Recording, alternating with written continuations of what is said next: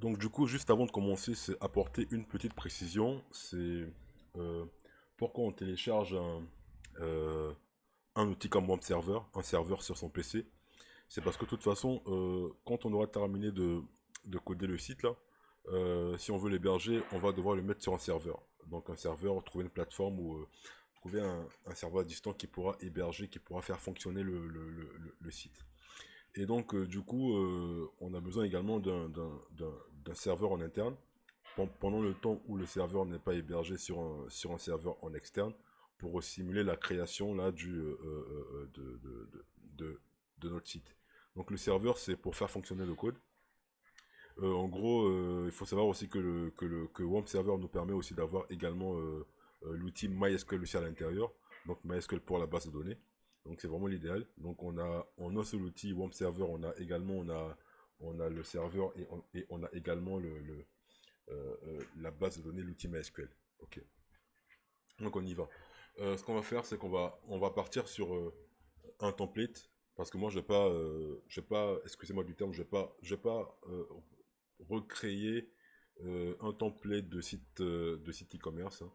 Donc parce que nous là dans ce tutoriel on est vraiment orienté PHP. On va chercher un template gratuit, ok. Donc il y en a un que j'ai vu là, Cosa Store, ok.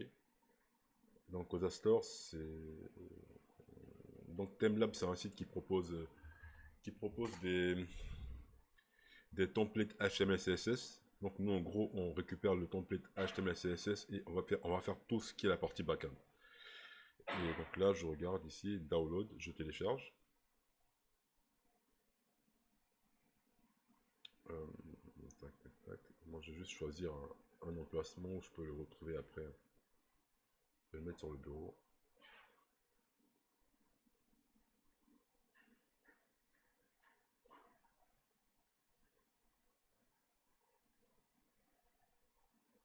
Ouais, donc ça. Je vais le mettre sur le bureau.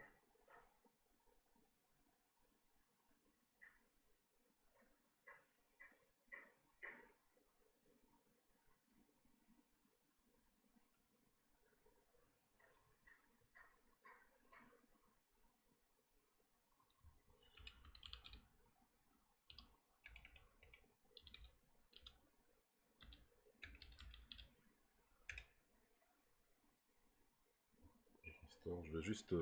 Là je suis en train d'extraire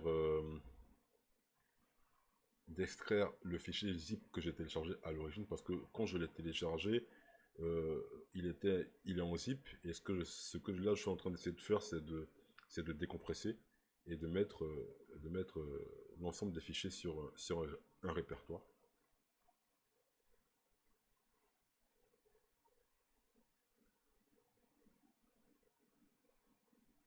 Voilà.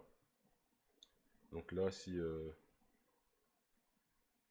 je rentre dans Cosa Store, je cherche l'index, donc l'index l'index c'est le premier fichier dès qu'on place l'ensemble là des fichiers HTML, CSS sur un serveur, le premier fichier que le serveur il va lire, ça sera index. Ok.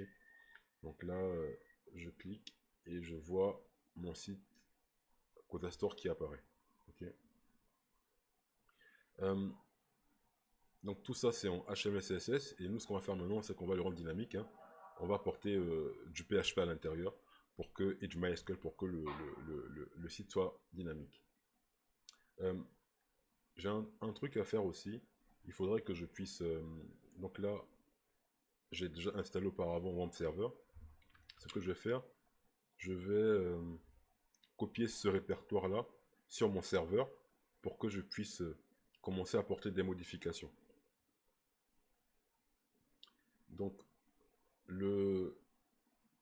généralement, quand on installe WAMP Server, on doit pouvoir avoir un fichier qui s'appelle www. Donc vous rentrez là, vous rentrez dans le lecteur C, vous cherchez WAMP 64 ou WAMP, je pense WAMP 64 ou WAMP 32. vous dupliquez là-dessus et vous devez avoir un répertoire www. C'est-à-dire c'est le répertoire qui va dans lequel on va stocker tous nos projets. Voilà, donc ici, je fais un copier-coller.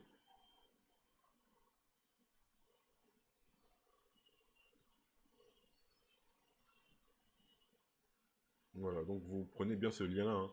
Donc je pense que le 64 c'est parce que moi mon PC il est en 64 bits.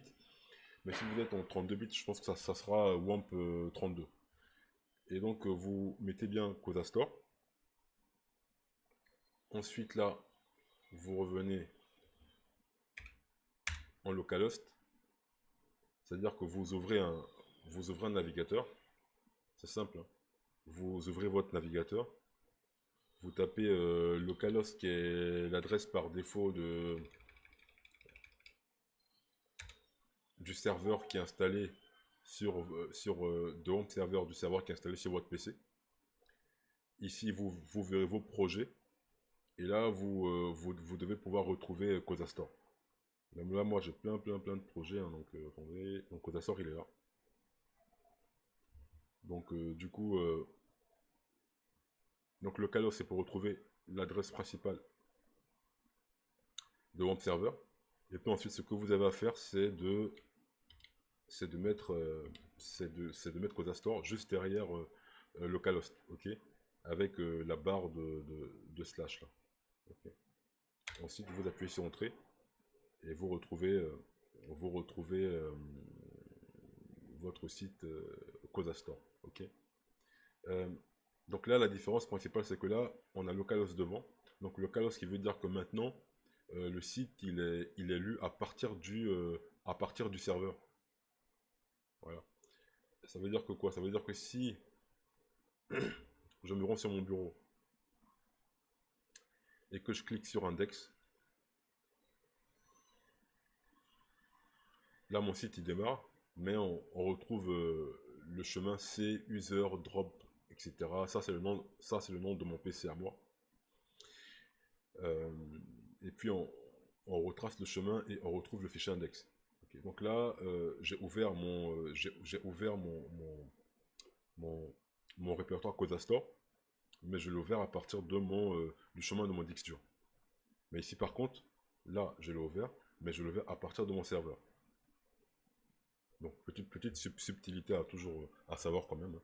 Donc faites bien attention à avoir le CodaStore juste devant.